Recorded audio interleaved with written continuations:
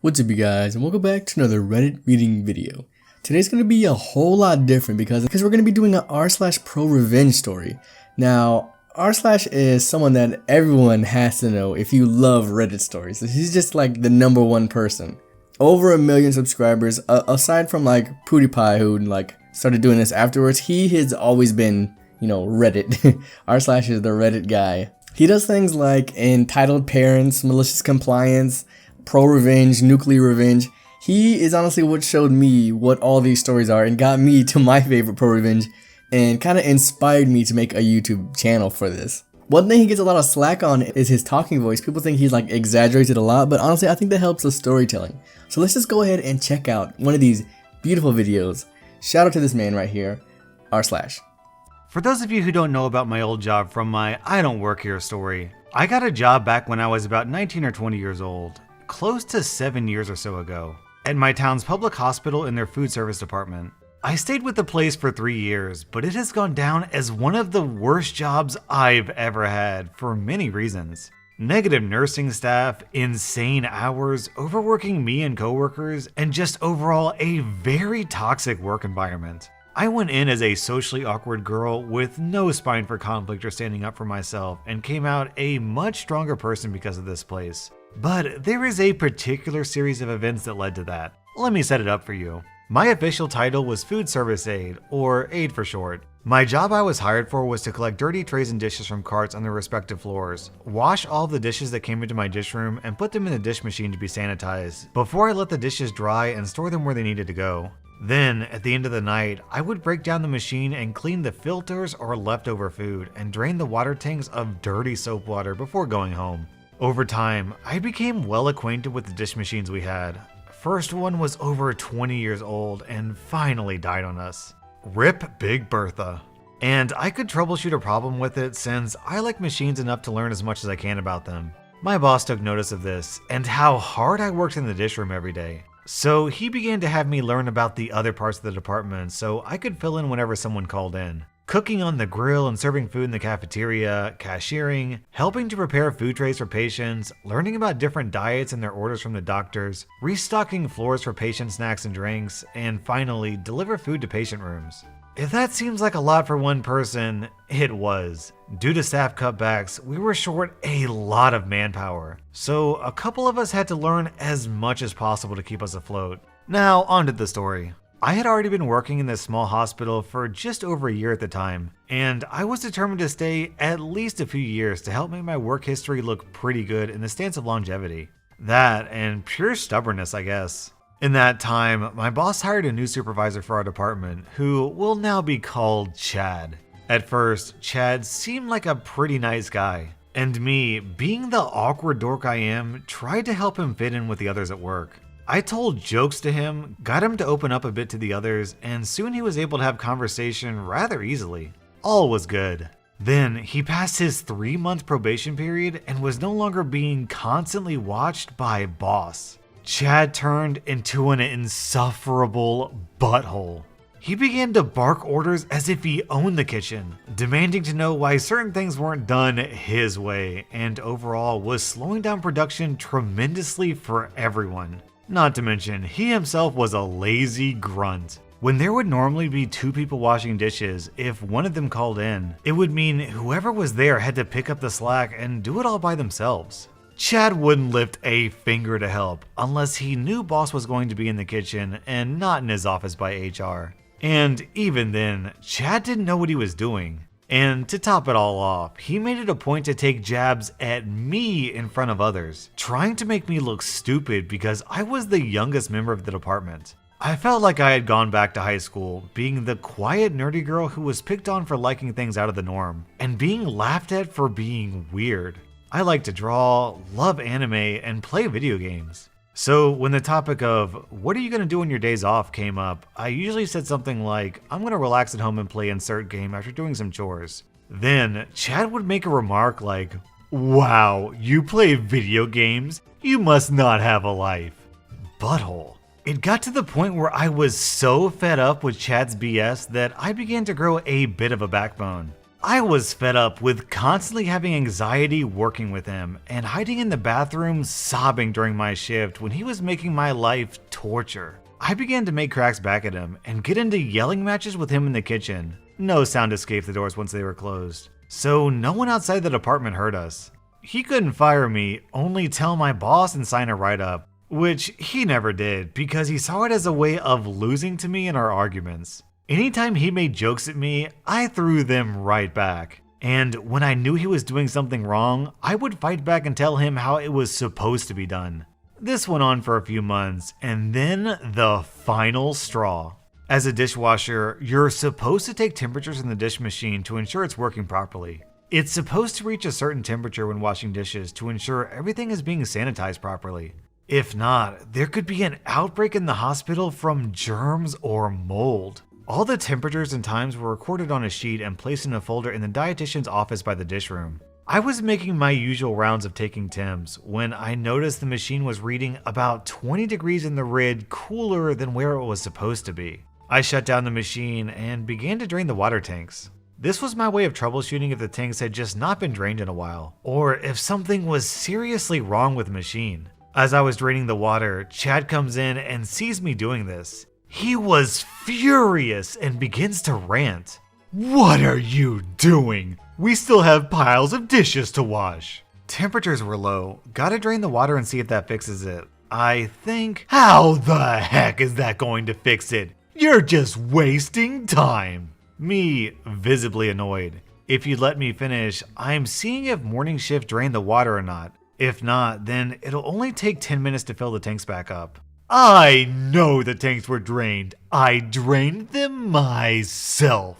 I get up and look him in the eye, knowing he was lying since he always asked me to take care of the machine at closing. Prove it.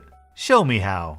He was about to yell again when my coworker Dean in the diet office peers into the dish room. Chad's face turns red and he gives me a death glare before storming off. I continue to work on the machine, and once the tank's refilled, I initialed all of my temps and times on the sheet before returning it back to the office.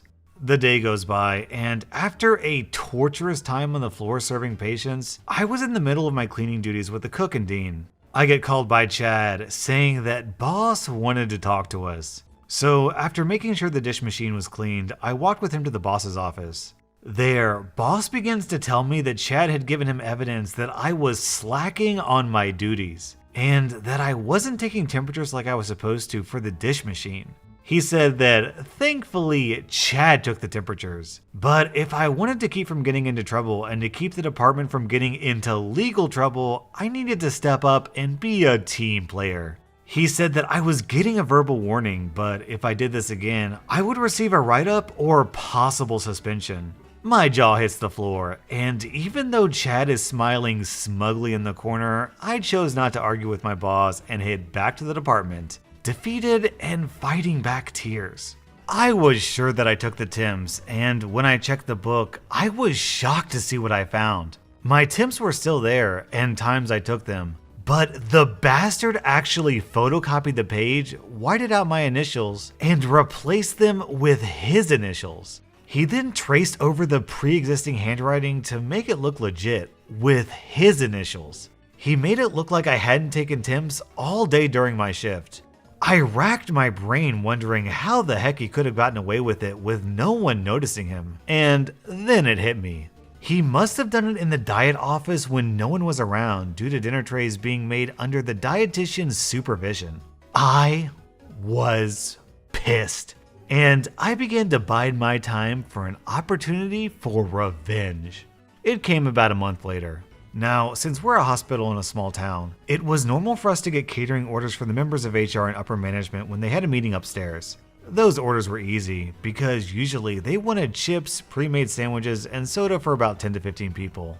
However, we occasionally got huge catering orders for district meetings, and that was when we would bust out the catering dishes.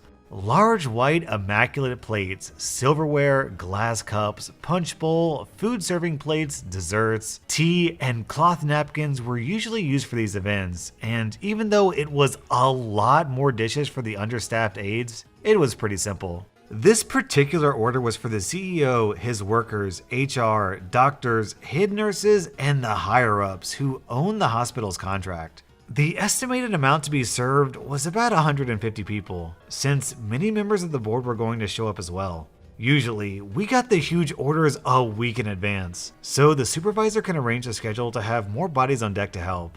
Chad, of course, schedules only me to be the afternoon dishwasher, meaning I had to clean dishes for the entire hospital and the catering order.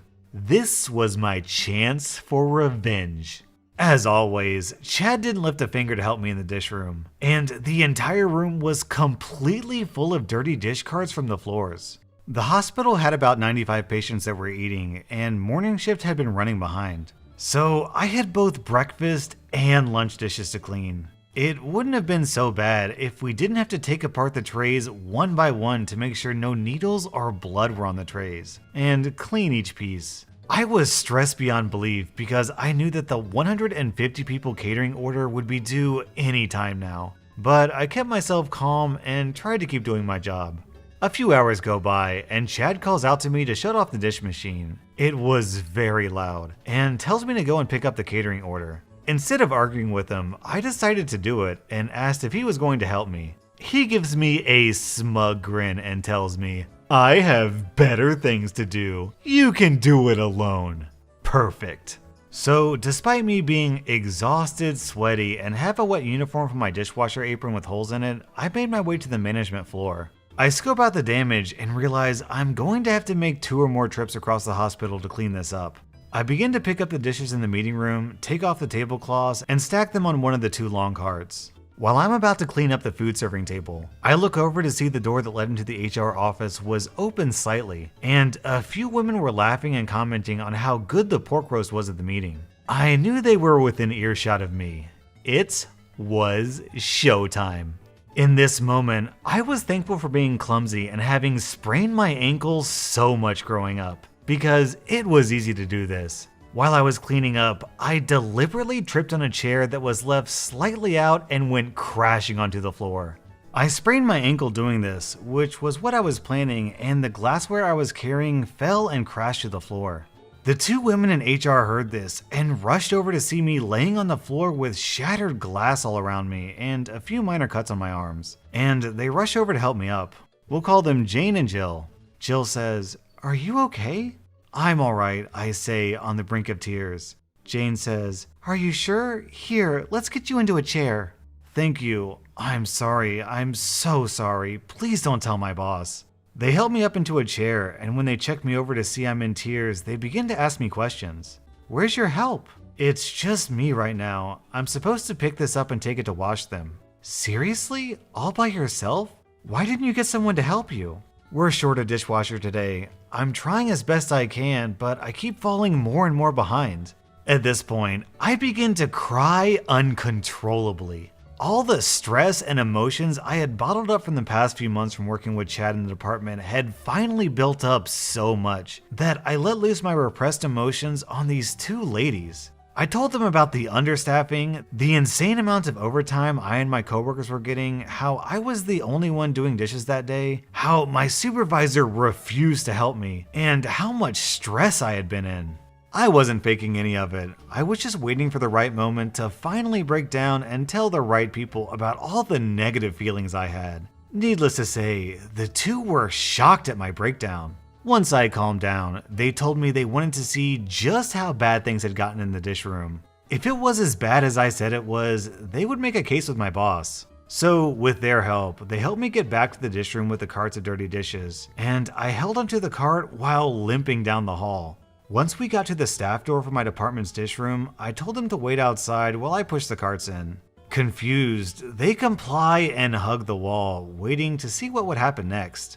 I slipped into the dish room with the carts like nothing happened, and Chad comes in and glares at me. At this point, the room was completely full of dishes, carts, and now 2 catering carts that took up a large amount of space. You could barely walk through the place.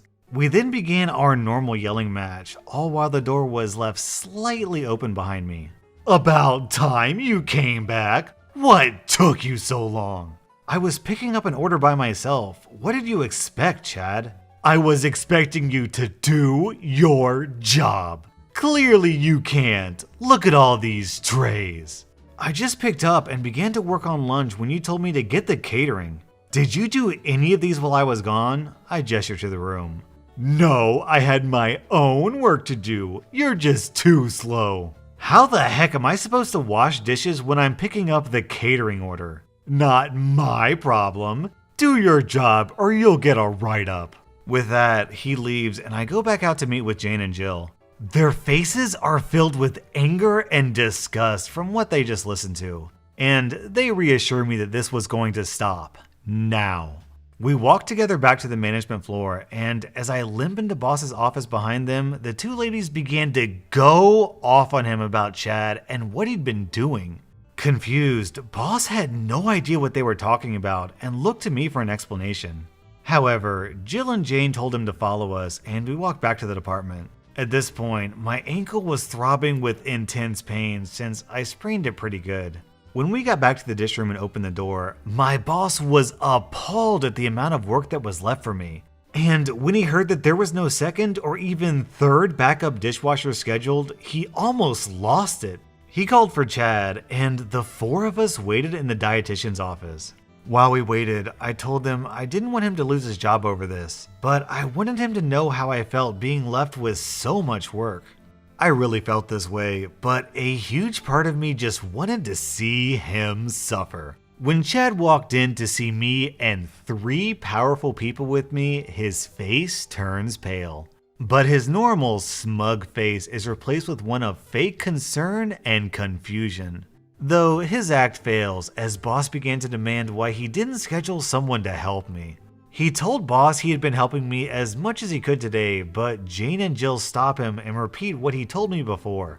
Boss is disgusted, and he looks to Chad after discussing the situation more. The boss says, "This is what's going to happen. OP hurt herself cleaning up the catering, so she's going home for the day and will be off for 2 days. She can't go home. We're short-staffed. That was your fault, not hers. She's not going to suffer because you screwed up. But also, I don't care how much overtime this accrues, you're staying after." What for? Tonight, you're going to be the dishwasher, all by yourself. You're going to wash every single one of those dishes and the catering order. And since it's almost time for dinner to be served to patients, I guess you'll be doing those too. If you leave anything for morning crew to clean up, and if the department isn't clean like it's supposed to, consider yourself fired. Once he said that, I was sent home for the day, and the three continued to tear Chad a new one as I limped out of the door. When I got back to my car, I was smiling so much that my cheeks were hurting all the way back to my house. Epilogue. After I got back from my 2-day break, I noticed that there were empty slots open on the schedule that said new hire, but no hours. It seemed that after the talk, HR decided to grant us new hire slots to help with the understaffing, but the slots were still empty. I also found out something that was just icing on my beautiful revenge cake. I found out from Dean that Chad had to stay until about midnight cleaning the entire load of dishes that he had let pile up on me. And the next day, he even helped the one person he scheduled for morning dishes to clean up breakfast, since he scheduled himself to work the morning shift. But the cherry on top was that when there was large enough catering orders, Chad had to set up and then clean up the orders from then on, since he was convinced it could all be done by one person. So when he was cleaning a large catering order by himself in the dish room, and I walked by about to get ready to serve dinner to the patient's room, he stops me.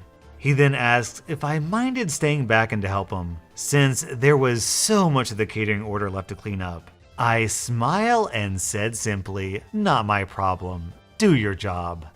Boom. Now, aside from making really long videos, this man, the background is good, the text animation is amazing. His stories seem to be picked right off the fruit of God's trees, because I don't know how he gets all these amazing stories. He probably goes back and finds, reads a bunch and really researches to find all of these really amazing stories. But he picks some awesome stories. I encourage you guys to go to this channel right here, rSlash rSlash, it's just rSlash, and subscribe to this guy. With the little amount of people that we have, this man deserves just even more people because he has been going at this almost every single day since I even knew what these Reddit stories were. He gets like minimum 200,000 views a video, probably like 150,000 minimum every single video. And there's a good reason for that. Like some people like me don't have the best kind of speaking voice, and like the pronunciation for me is not always there since I have braces. Some people's like talking voices are just way over the top, and some people have such dull voices nobody even wants to listen to them. This guy seems to be right in the perfect vocal range to make the best videos. Anyways, tell me what you guys think of this guy, rSlash down in the comments. I want to know, do you guys know of anyone that's any better? Because if so, I need to be watching that person too. Anyways, I'll see you guys next time. Thank you so much, and goodbye. My lovelies.